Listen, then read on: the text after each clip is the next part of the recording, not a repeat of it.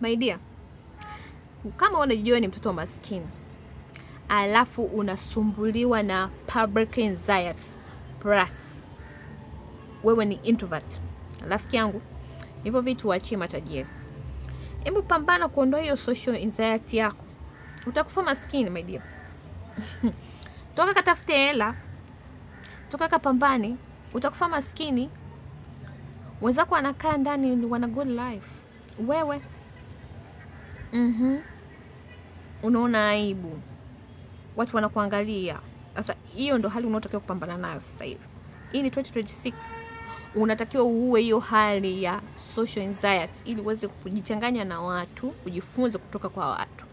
Kuwa na mipaka kama wewe ni introvert sio kitu kibaya, lakini kujichanganya na watu kwa ajili ya kuvuna vitu vya msingi, hiyo ni swala la kwamba wewe unasumbuliwa na social anxiety. Haina uhusiano kabisa na introvert.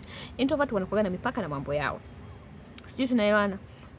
Anapenda sehemu, anajifunza and so on, then anaendelea na mambo yake. Lakini ukishaona wewe uweze hata kuface watu and so on, maana yake unasumbuliwa na swala la social anxiety. Na kitu kingine, unapozidi kukaa ndani ndivyo unapozidi kusumbuliwa na hiyo hali. So in order for you to overcome this, unatakiwa kujichanganya. Rafiki yangu, maisha yapo kwa watu, maisha hayapo kwa mtu mmoja. You can plan and so on, lakini bila watu huwezi kutoboa.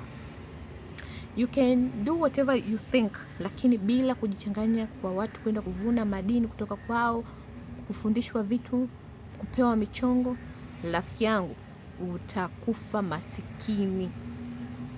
Sisi tunaelewana? Na utakuwa na kabisa, Mungu mimi hamna sehemu nimekosea ni so on. Kumbe ulikuwa unasumbuliwa na vitu ambavyo ni ugonjwa ambao unaweza kuvisimamia mwenyewe. My dear, wake up.